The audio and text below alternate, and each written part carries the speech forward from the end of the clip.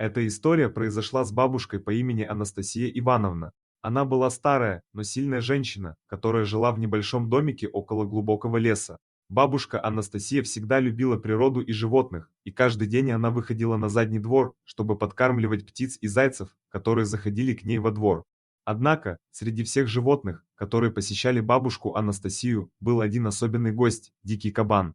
Он был крупным, имел серую шерсть и огромные клыки.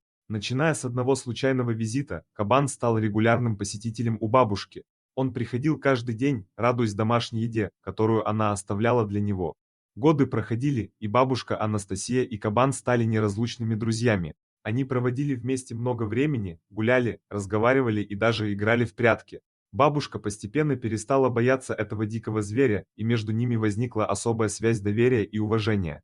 Однажды, в поздний вечер, бабушка Анастасия решила прогуляться в лесу, чтобы насладиться тишиной и красотой природы. Она не подозревала, что в это время в лесу бродит волк, опасный и жаждущий крови. Однако, удача была на ее стороне, потому что ее верный друг, кабан, не дал волку нанести вред бабушке. Когда она шла по тропинке, она вдруг услышала рев волка и почувствовала угрозу.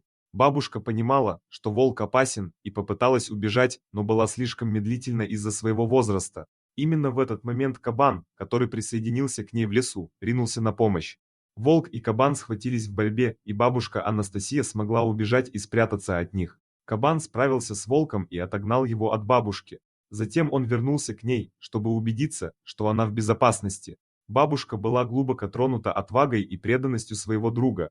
С тех пор бабушка Анастасия и кабан стали еще более неразлучными. Они проводили каждый день вместе и продолжали подкармливать других лесных обитателей. Бабушка больше не боялась ходить в лес, потому что знала, что у нее есть настоящий защитник.